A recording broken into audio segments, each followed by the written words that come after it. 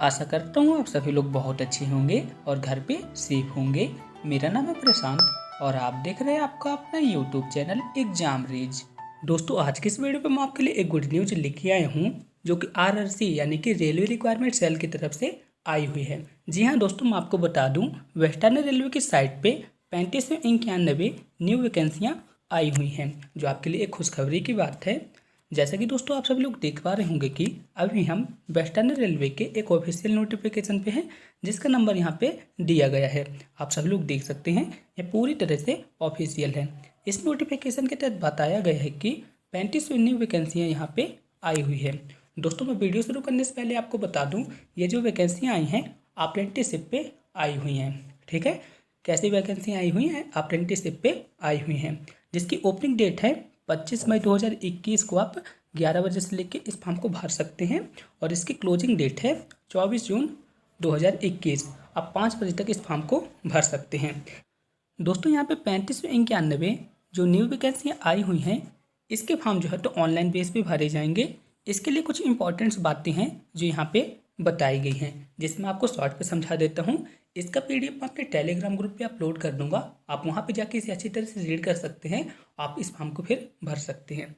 ठीक है, तो यहाँ पे काफ़ी सारी चीज़ें लिखी गई हैं, लेकिन मैं आपको मेन टॉपिक बता देता हूँ। जैसे यहाँ पे पॉइंट नंबर 3 पे बताया गया है कि आप फॉर्म भरते समय जो ईमेल आईडी का यूज करेंगे वो आपके पास हमेशा रहनी चाहिए। साथ ही साथ आप जो नंबर को यूज करेंगे यानी कि फॉर्म डालते समय, वो नंबर आपके पास परमानेंटली रूप से रहना चाहिए। ठीक है, यहाँ पे यही बताया गया है।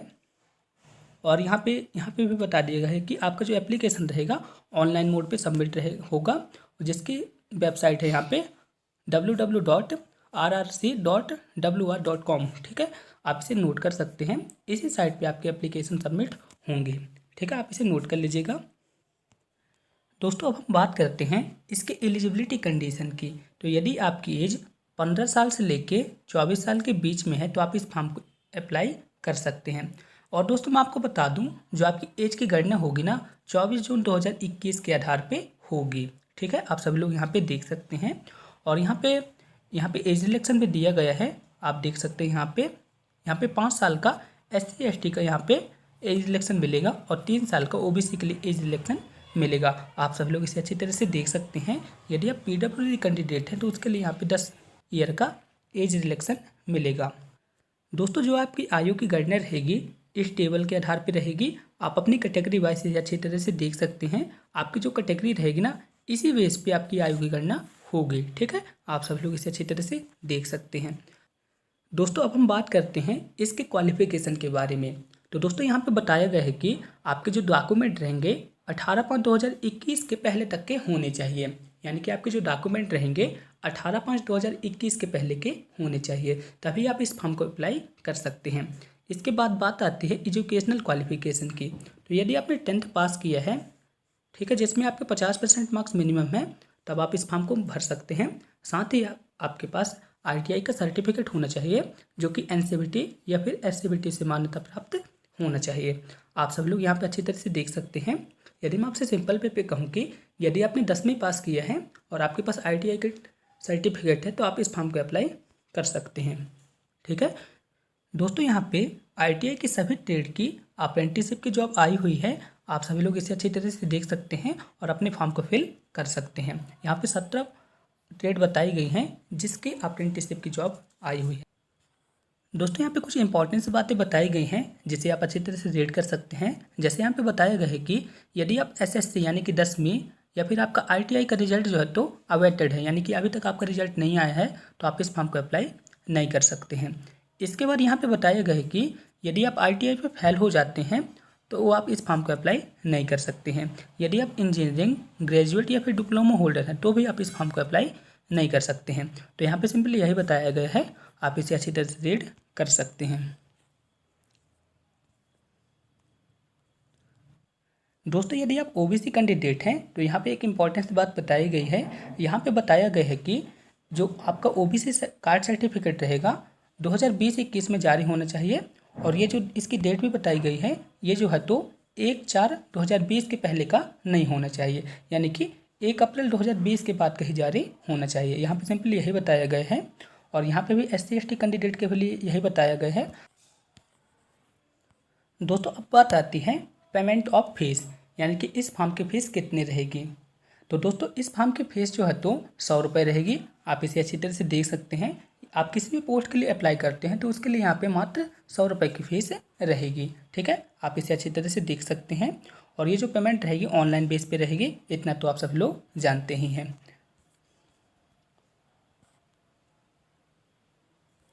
दोस्तों यहाँ पे मेडिकल एंड फिजिकल स्टैंडर्ड की बात भी की गई है, जिसे आप अच्छी तरह से रीड कर सकते हैं। यहाँ पे कुछ बातें बताई गई हैं जिस पे आपको थोड़ा सा छूट दी जाएगी, तो आप इसे अच्छी तरह से रीड कर सकते हैं। इसके बाद ही आप फॉर्म को अप्लाई कीजिएगा। इसके बाद बात आती है मोड ऑफ सिलेक्शन की, या आपका सिलेक्शन कैसे होगा। तो दोस्तों मैं आपको बता दूं, आपका जो सिलेक्शन रहेगा मेरिट बेस पे रहेगा। यहाँ पे सिंपली यही बताया गया है। यहाँ पे किसी भी तरह का एग्जाम या फिर वाइवा नहीं होगा। ठीक है, आप इसे अच्छी तरह से देख सकते हैं। दोस्तों यहाँ पे ट्रेनिंग के बारे में बताया गया है कि आपकी जो ट्रेनिंग रहेगी 1 साल के लिए रहेगी। तो इतना तो आप सभी लोग जानते हैं कि अप्रेंटिसशिप की जो वैकेंसियाँ रहती हैं 1 साल के लिए ही रहती हैं। अब हम बात करते हैं इसके स्टीपेंड की। तो दोस्तों स्टीपेंड मतलब हो गई यहाँ पे सैलरी। तो यहाँ पे सैलरी जो आपकी रहेगी 5,000 से लेके 10,000 के बीच में रहेगी, जो आपको प्रति माह दी जाएगी। ठीक है, अब हम बात करते हैं मोड ऑफ सिलेक्शन के बारे में। तो यहाँ पे मैंने आपको पहले ही बता दिया था, आपका जो सिलेक्शन होगा ऑनलाइन बेस पे होगा। आप इसे अच्छी तरह से देख सकते हैं। दोस्तों इसका PDF मैं अपने टेलीग्राम ग्रुप पे अपलोड कर दूंगा, आप वहाँ पे जाके इसे अच्छी तरह से देख सकते हैं। दोस्तों यदि आपका सिलेक्शन यहाँ पे हो जाता है तो यहाँ पे आप जितने भी डॉक्यूमेंट फॉर्म भरते समय अपलोड होंगे वे सभी यहाँ पे चेक होंगे। यहाँ पे सिंपली यही बताया गया है। ठीक है, आप इसे अच्छी तरह से देख सकते हैं। दोस्तों यहाँ पे बात आती है डॉक्यूमेंट टू बी अपलोडेड, यानी कि आप इस फॉर्म पर अप्लाई करते हैं तो वहाँ पे कौन कौन से डॉक्यूमेंट लगेंगे। तो सबसे पहले यहाँ पे लगेगा SSC यानी कि 10वीं की मार्कशीट लगेगी। ठीक है, डेट ऑफ बर्थ का सर्टिफिकेट लगेगा, या फिर आपके पास 10th की मार्कशीट है तो उसे से काम चल जाएगा। यहाँ पे आपकी ITI की मार्कशीट लगेगी। ठीक है, और NCVT या SCVT से प्राप्त मान्यता प्राप्त सर्टिफिकेट होना चाहिए।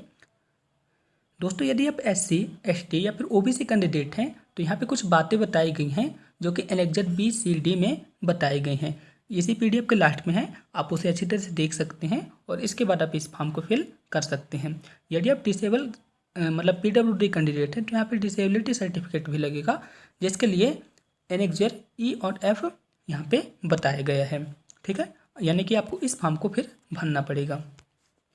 और यहाँ पे आपकी एक पासपोर्ट फ़ोटो और यहाँ पे एक सिग्नेचर लगेगा। आप इसे अच्छी तरह से देख सकते हैं। और आपका जो फॉर्म रहेगा किस कंडीशन पे रिजेक्ट हो जाएगा यहाँ पे बताया गया है, आप इसे अच्छी तरह से देख सकते हैं। और यहाँ पे एग्रीमेंट ऑफ ट्रेनिंग के बारे में बताया गया है। तो ये तो सबसे लास्ट की प्रोसेस है। यदि आपका डॉक्यूमेंट वेरिफिकेशन हो जाता है तो यहाँ पे आपके साथ एग्रीमेंट करवाया जाएगा। दोस्तों यहाँ पे कई सारे इंस्ट्रक्शन दिए गए हैं जिसे आप स्वयं पढ़ सकते हैं। मैं इसकी PDF मैं अपने टेलीग्राम ग्रुप पे अपलोड कर दूंगा, आप वहाँ पे जाके इसे अच्छी तरह से रीड कर लीजिएगा। इसके बाद ही फॉर्म अप्लाई कीजिएगा। दोस्तों अब बात आती है किस कैटेगरी के लिए कितनी पोस्ट आई हुई है। तो यहाँ पे सभी पोस्ट की कैटेगरी वाइज वैकेंसी दी गई हैं, जिसे आप अच्छी तरह से देख सकते हैं। यहाँ पे लगभग सभी पोस्ट के लिए यहाँ पे कैटेगरी वाइज डिवाइड किया गया है। आप सभी लोग इसे अच्छी तरह से देख सकते हैं। इस तरह से टोटल वैकेंसी जो हैं तो कितनी आई हुई हैं, 3591 आई हुई हैं। ठीक है, आप इसे अच्छी तरह से रीड कर लीजिएगा। इसके बाद आपको जो भी अच्छा लगता है उसी पोस्ट के लिए आप इसे अप्लाई कीजिएगा। दोस्तों यदि आप SC या फिर ST कैंडिडेट हैं तो आपको इस फॉर्म को फिल करके अपलोड करना पड़ेगा। यदि आप OBC कैंडिडेट हैं तो आपको इस फॉर्म को फिल करके अपलोड करना पड़ेगा। और यहाँ पे एक सेल्फ डिक्लेरेशन फॉर्म है जिसे आपको सभी को लगभग भरना पड़ेगा। ठीक है, इस फॉर्म को सभी को भरना पड़ेगा, चाहे वह किसी भी कैटेगरी का क्यों ना हो। दोस्तों यदि आप में से कोई PWD कैंडिडेट हैं तो आपको इस फॉर्म को भरना पड़ेगा, आप इसे देख सकते हैं। इसके बाद आपको एक और फॉर्म भरना पड़ेगा जो ये वाला फॉर्म है, आप इसे देख सकते हैं। दोस्तों यहाँ पे जितने भी फॉर्म बताए गए हैं आप हमारे टेलीग्राम से डाउनलोड कर सकते हैं। मेरे टेलीग्राम ग्रुप का नाम है एग्जाम रेज। मैं आपको लिख के बता देता हूँ।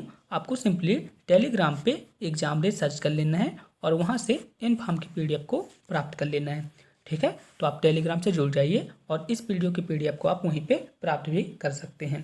ठीक है, यदि आपको किसी भी तरह का डाउट है तो आप हमें कमेंट बॉक्स में कमेंट कर सकते हैं। ठीक है, मिलते हैं नेक्स्ट वीडियो पे, तब तक के लिए थैंक यू। जय हिंद, वंदे मातरम।